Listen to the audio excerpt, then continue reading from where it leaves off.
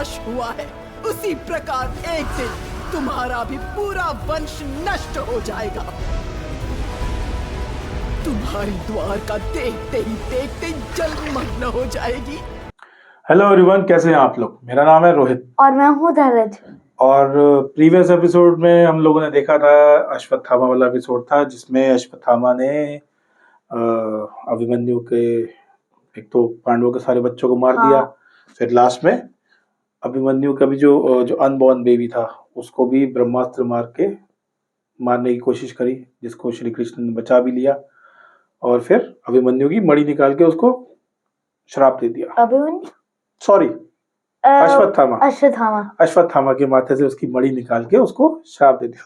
अच्छा हो जाता। हाँ, वो मरेगा तो नहीं, ये श्राप दिया था कि मरेगा तो नहीं, बट तू कभी, वो ऑलरेडी इमॉर्टल था। हाँ, बट अब वो परेशान हो के जिएगा। हाँ, जो उसके चोटें हैं वो कभी हील नहीं होंगी, परेशान घूमता रहेगा। मेरे को याद नहीं है, बट अश्वत्थामा अभी भी कहीं घूमते रहते हैं। यस, अभी भी जिंदा है, कहीं ना कहीं श्राप दिया था ना। यस, वो बहुत दूर अबैंडन सिटी में पूरे सारे युग चलता रहेगा। अभी सारे युग में रहेगा ये तो। अश्वत्थामा ये पूरा कलयुग है दूसरे ना। युग में यस, आ जाएगा वापस। तो चलिए फिर आज हम आ गए हैं, अब पहुंच गए हैं सेकंड लास्ट एपिसोड, जो है एपिसोड नंबर 17 और वो है स्त्री पर्व। अब इसमें क्या था, आई थिंक युद्ध खत्म हो चुका है तो सारे पांडव वापस अपने मजे कर रहे होंगे। हस्तिनापुर आएंगे, तो वहीं पे जो होगा तो एक बार देखते हैं फिर। और प्लीज, और सबसे इम्पोर्टेंट बात, प्लीज लाइक, सब्सक्राइब और कमेंट और शेयर भी प्लीज। अगर आपको वीडियो अच्छा लगे तो लाइक जरूर कीजिएगा, शेयर भी कीजिएगा और कमेंट करके हमें बताइएगा। अगर कोई कमी रह गई हो, गलती रह गई है तो वो भी बताइएगा। और बताइए नेक्स्ट सीरीज क्या करें। नेक्स्ट सीरीज, क्योंकि ये खत्म होने वाली है, इसके बाद हम क्या बनाएं, तो उसके लिए भी कोई सजेशन हो तो वो भी प्लीज दीजिएगा। तो चलिए फिर, कोई सीरीज वाली देना। नहीं जी, ऐसा कुछ नहीं होता, कुछ भी चलता है। चलो ठीक है, चलो सीधा बैठ जा। ओके, 3 2 1।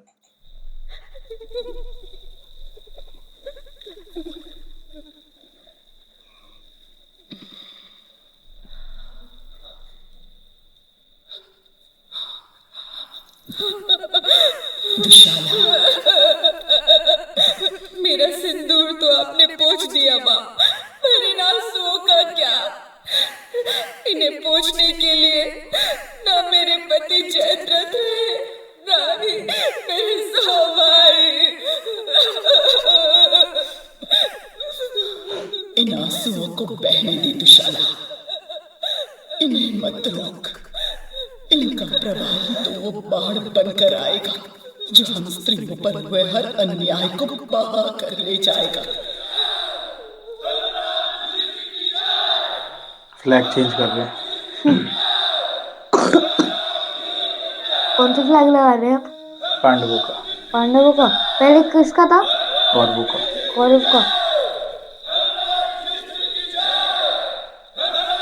एक दिन इसी हस्तिनापुर ने हमें अपमानित कर भिखारियों की भांति निकाला था, और आज देखिए, आज सतरंगी वस्त्रों में सज धज हमारा स्वागत हो रहा है। ये 7 रंग तो तुमने देख लिए भीम, किंतु वो 8वां रंग भी देखा जो इन्हीं के पीछे खड़ा अपने असीम प्रश्नों के साथ तुम्हें ताक रहा है। वो जो मौन है पर फिर भी इतना अशांत, वो जो हर रंग को अपने में समेटे हुए है और फिर भी इतना रंगहीन, श्वेत रंग। इस श्वेत रंग में रंगी ये विधवाएं उस एक स्वर की प्रतीक्षा में थी जो उनकी पतित रानी का था। वो रानी जो 18 दिनों के महासंग्राम में केवल अपना राज्य ही नहीं परंतु अपना संपूर्ण संसार हारी थी, जो अपने 100 पुत्र खोकर भी दूसरी स्त्रियों के लिए सांत्वना और साहस का स्तंभ थी। किंतु उनके शांत चित्त के पीछे उभरता ज्वालामुखी मुझे स्पष्ट दिख रहा था। महाराज, कुरुक्षेत्र में विजय प्राप्त कर पांडव अब राजमहल की ओर आ रहे हैं। अच्छा, कौन कौन है संजय? धर्मराज युधिष्ठिर, भीम, अर्जुन, नकुल एवं सहदेव और साथ में वासुदेव कृष्ण।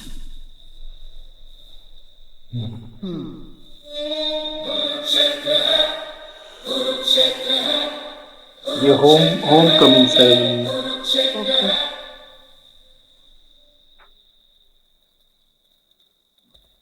हम आपके अपराधी हैं ज्येष्ठ पिताश्री, और हम आपकी क्षमा नहीं क्रोध के पात्र हैं, किंतु फिर भी आपकी कृपा के इच्छुक हैं।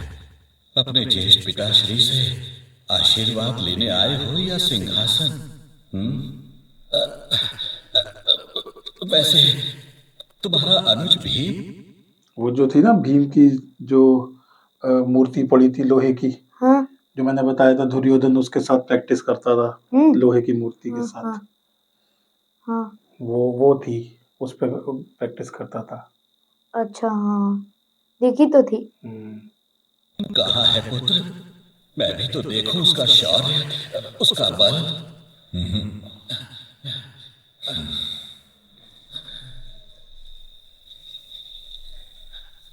भीम, पुत्र भीम, आओ आओ। भीम, मेरे हृदय के इतने टुकड़े करके वो जीवित कैसे है हत्यारे?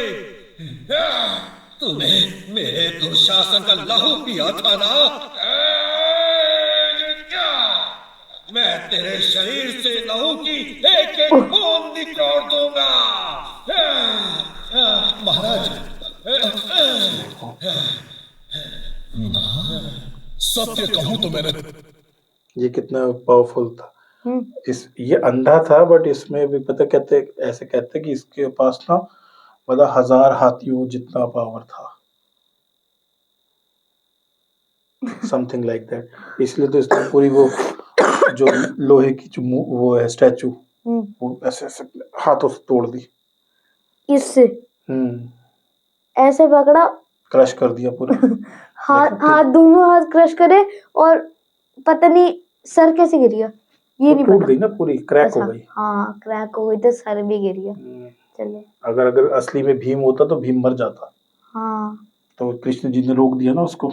हाँ, कि उसकी मूर्ति सामने रख दी, क्योंकि कृष्ण जी को पता था वो भगवान है, उनको इसकी इंटेंशन पता थी कि वो गुस्से में है और वो मार भी सकता है, और उसने वही किया।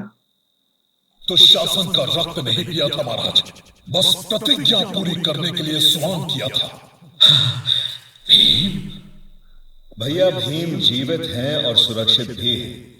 वो तो बस भैया भीम की लोहे की प्रतिमूर्ति थी जिस पर दुर्योधन उन्हें हराने का अभ्यास किया करता था। तो मैंने आपका क्रोध भांप लिया था महाराज। वैसे भी दुर्योधन के पश्चात इस मूर्ति का ना कोई अर्थ था न मित्र। अच्छा हुआ जो आपने इसे तोड़ दिया, आपका क्रोध भी शांत हो गया होगा। अब तो इन्हें आशीर्वाद दे दीजिए। यशस्वी भव पुत्र, यशस्वी भव। आज्ञा दे ज्येष्ठ पिताश्री, इस युद्ध का अंतिम कर्तव्य पूरा करने के लिए कुरुक्षेत्र हमारी प्रतीक्षा में है। अब आपने आशीर्वाद नहीं दिया ज्येष्ठ माताश्री।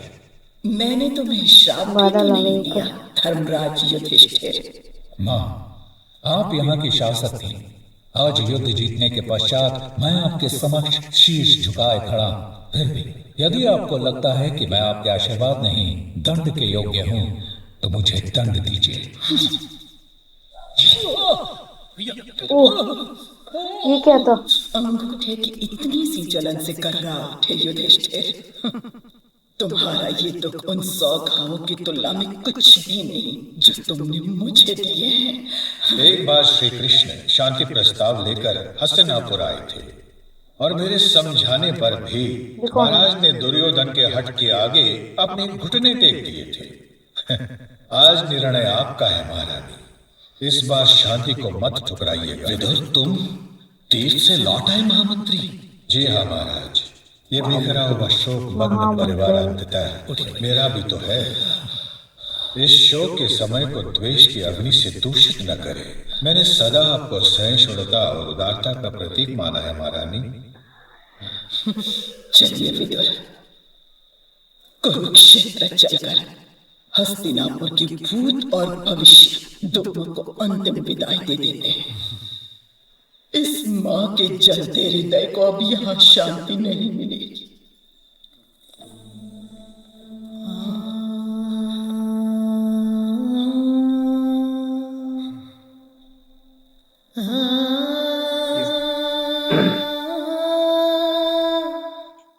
ये सारी लेडीज वो हैं जिनके हस्बैंड्स जो युद्ध में मर गए, ओके।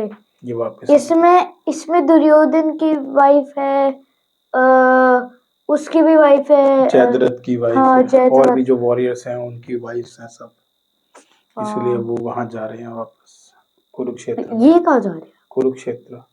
कुरुक्षेत्र।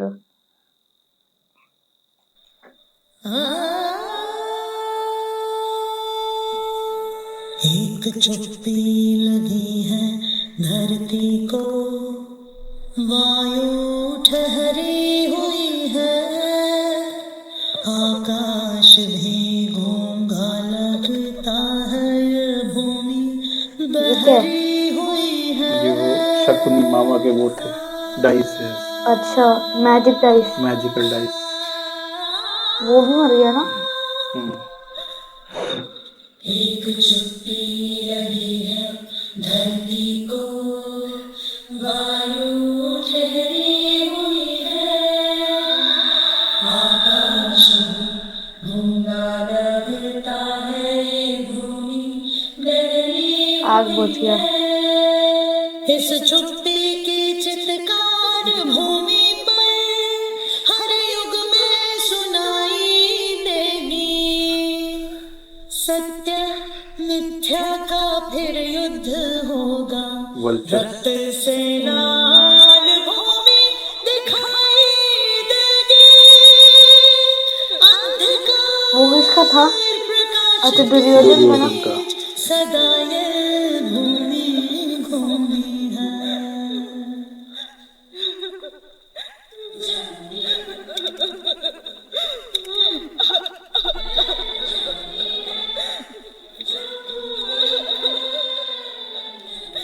दुर्योधन की मृत्यु का शोक न करें महारानी, गर्व करें।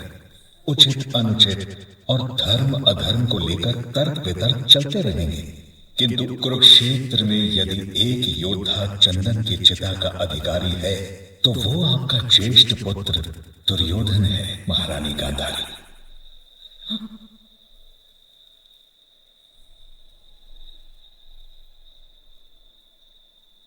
वीर गति क्षत्रियों के लिए सबसे बड़ा उत्सव है उत्तरा। क्षत्रियों का तो जीवन ही जैसे मृत्यु की प्रतीक्षा है, और मरण तो वैसे भी जीवन का अखंड सत्य है।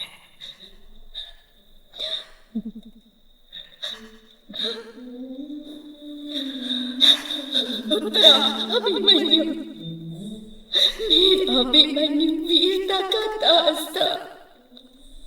देखो हमें कुंती, हस्तिनापुर की दो पुत्रवधू, दोनों का एक ही कुल, एक विरासत और दोनों की एक ही नियति, कुरुक्षेत्र।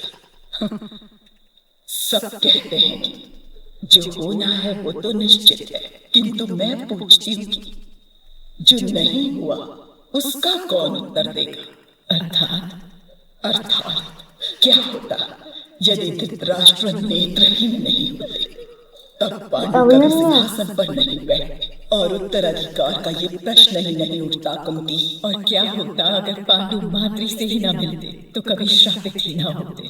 उत्तराधिकार का ये प्रश्न तो तब भी नहीं उठता दीदी। जो नहीं हुआ वो क्यों नहीं हुआ ये तो मैं नहीं जानती, परंतु जो होना निश्चित था वो होना ही उचित था। और क्या होता यदि समय के चौसर पर जो परंतु ना लिखा होता?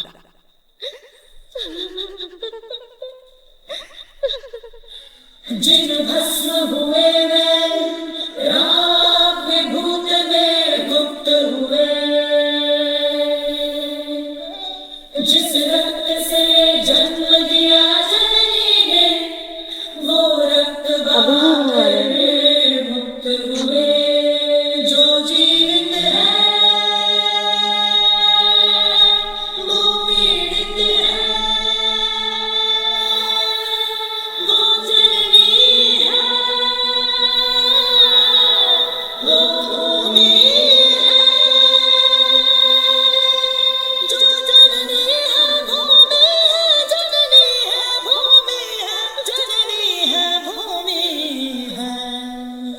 उसका भाई भी मर गया। बेटा है बाबू। बेटा है, सॉरी, मैं भूल गया था। बहुत दिनों का था ये, भूल गया।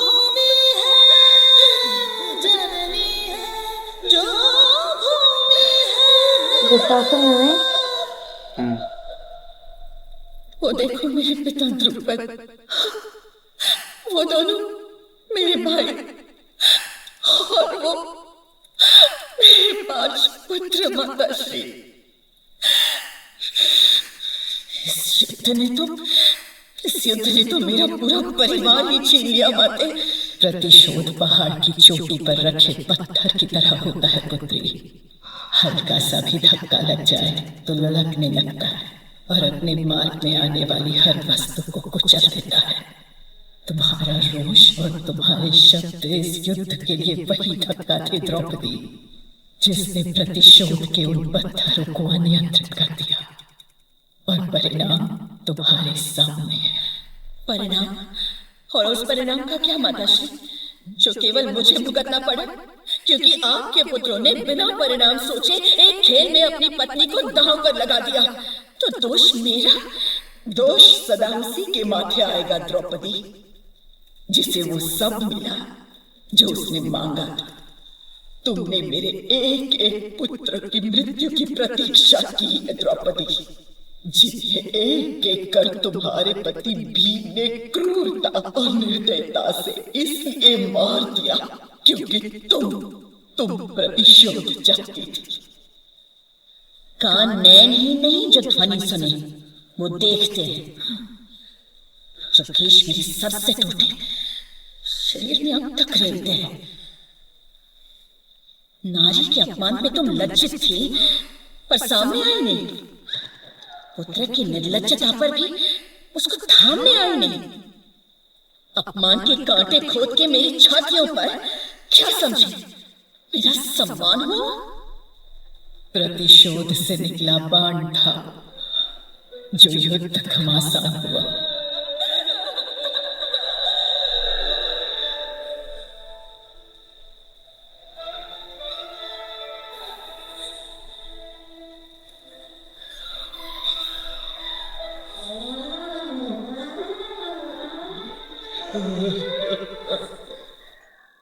सब एक दूसरे पे इल्जाम लगा रहे हैं कि तेरे रिवेंज के चक्कर में हुआ, या उन्होंने पांचाली को बोला था। हाँ, उसने। बट वो भी वही कह रही है कि जब आपके बेटे जब मुझे बालों से खींच के ले जा रहे थे तब आपने भी कुछ नहीं किया। हाँ, एक्शन नहीं लिया। आई भी नहीं थी। आई भी नहीं, हेल्प करने भी नहीं आए, रोकने भी नहीं आए। हाँ, घर का बड़ा है तो रोक सकता था। वो सिर्फ राजा थे। नहीं ना, किसी ने कुछ नहीं किया ना। उस टाइम तो सब चुप थे। बाद में जब लड़ाई हुई, सब मर गए, तो अब एक दूसरे पे ब्लेम कर रहे हैं सब।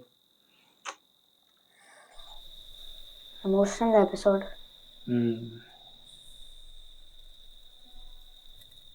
कुंती भोज की राजकुमारी, आओ देखो, मैंने तुम्हारे सारे पुत्रों को कुरुक्षेत्र में एक साथ कर दिया, और उसे भी जिसे अधिकांश जीवन पता ही नहीं था कि वो तुम्हारा पुत्र है।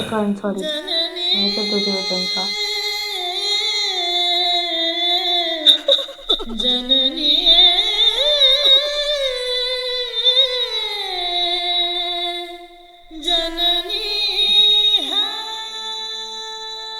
और कितनी देर इन जलती चिताओं के समक्ष खड़ी रहेंगी महारानी?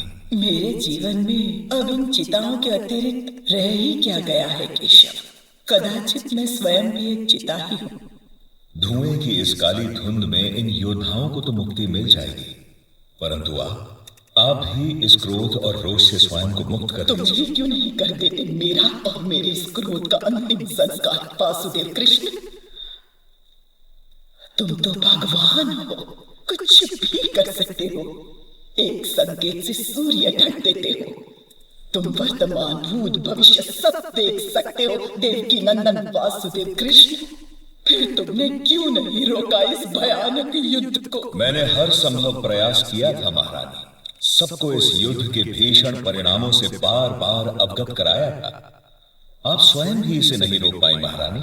आप जानती थी कि आपका पुत्र ही दोषी है, इसीलिए तो आपने भी उसे विजय भव का आशीर्वाद नहीं दिया। विजय का आशीर्वाद तो मैंने धर्म को दिया था केशव, किंतु तुमने इस युद्ध में धर्म कहाँ छोड़ा। तुम केवल अर्जुन का रथ नहीं चला रहे थे, पूरा युद्ध चला रहे थे। तुमने हर नियम और हर मर्यादा को ताक पर रख दिया ताकि तुम्हारे चुने हुए पांडव युद्ध जीत सके। मैंने पांडवों को नहीं चुना, मैं दोनों पक्षों के लिए समान रूप से उपलब्ध था, किंतु दुर्योधन ने स्वयं मेरी नारायणी। मत लो अपनी जीवा से मेरे पुत्र का केशव। तुमने इस युद्ध में धर्म के नाम पर जो अधर्म किया है, इतिहास उसके लिए तुम्हें कभी क्षमा नहीं करेगा, कभी नहीं। इतिहास जो चाहे निर्णय करता रहे महारानी, मैंने इतिहास नहीं भविष्य निर्माण के लिए पांडवों का साथ दिया था। बहुत चिंता है ना तुम्हें भविष्य की केशव। लो, आज मैं तुम्हें उस चिंता से सदा के लिए मुक्त करती हूँ। मैं तुम्हें श्राप देती हूँ कि जिस प्रकार मेरे वंश का नाश हुआ है, उसी प्रकार एक दिन तुम्हारा भी पूरा वंश नष्ट हो जाएगा। तुम्हारी द्वारका देखते ही देखते जलमग्न हो जाएगी, जिसके अवशेष भी नहीं रहेंगे, और तुम्हारी मृत्युओं पर रोने और बिलखने वाला भी कोई नहीं बचेगा। ये तुम्हें एक मां का श्राप है।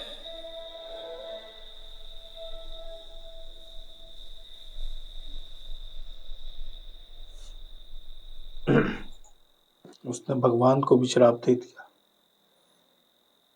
जैसे इसकी पूरी फैमिली, पूरा बेटे सब खत्म हो गया ना, तो वैसे कह रही है जो आपकी कृष्ण जी की जो नगरी है वो द्वारका नगरी है। ओके। समुद्र के बीच में है पूरी, ठीक है। तो वही कह रही है वो भी खत्म हो जाएगी, वो डूब जाएगी और पूरा आपका वंश भी खत्म हो जाएगा। और भगवान ने कुछ भी नहीं बोला, चुपचाप खड़े रहे, सुनते रहे।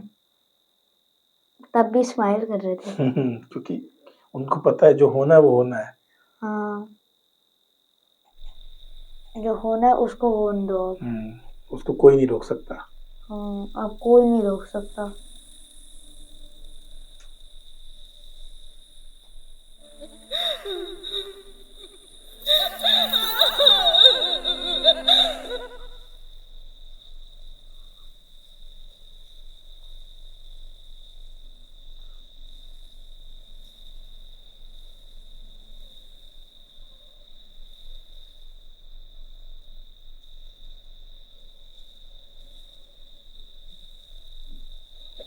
रुक जाओ पुत्र। क्या हुआ माताश्री? इतिहास के उस पृष्ठ को अब मुझे विसर्जित करना ही होगा, इसलिए तो हम यहाँ एकत्रित हुए।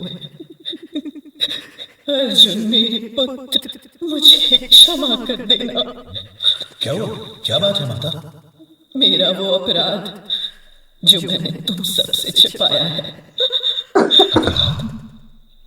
पुत्र त्याग का अपराध युधिष्ठिर, उस पुत्र का त्याग जिससे एक बार भी मैं मां शब्द नहीं सुन पाई, जिसे तुम सदा अपना शत्रु समझते रहे, जो जीवन भर परिवार, वंश और रक्त की तारीफ सुनता रहा।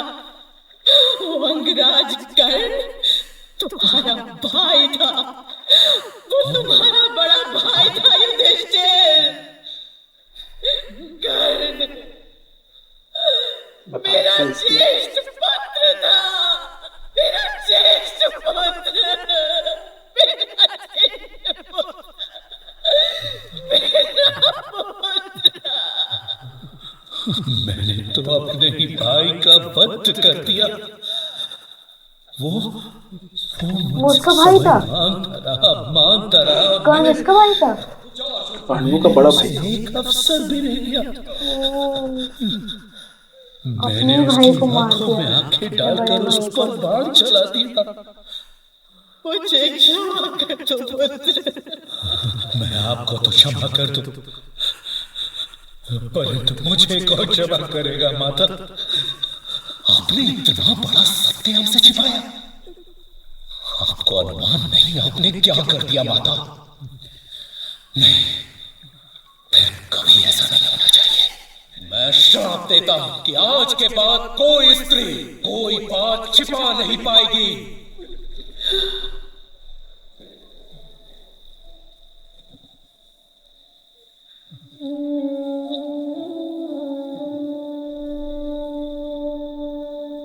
मृत्यु के तिमिर से भी काला भयानक सत्य, इतना कि राज्याभिषेक से पहले ही राजा की अंतरात्मा संदेहों से संक्रमित हुई थी। तो कौन था जो युधिष्ठिर को इस भंवर से बाहर निकालता? प्रश्नों के चक्रवात से जूझ रहे हैं युधिष्ठिर? नहीं, उत्तरों के अभाव से केशव। इसे दुविधा कहते हैं भ्राताश्री। वही दुविधा जिसका सामना आप भी कर रहे हैं और इस कथा को देखने और सुनने वाले भी करेंगे। इन 18 दिनों में और उससे पहले कौन सही और कौन गलत? महाराज युधिष्ठिर, आत्मचिंतन के इस अंधेरे में मेरा हाथ थामो।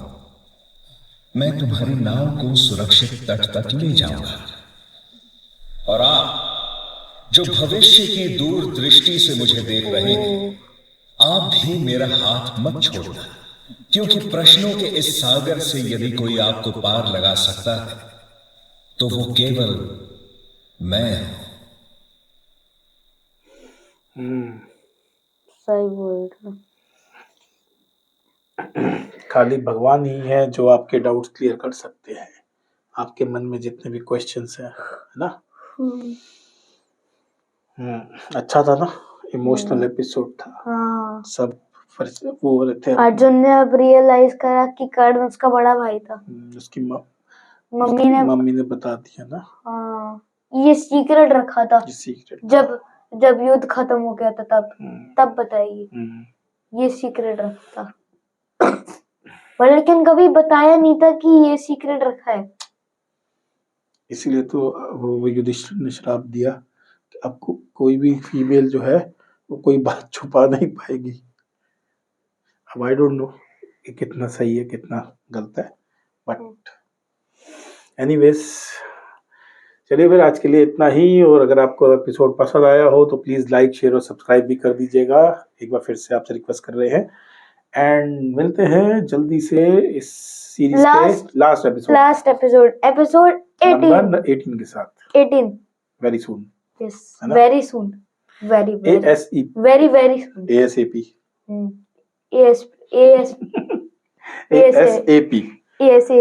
चलिए आज के लिए इतना ही। तब तक के लिए बाय बाय। बाय।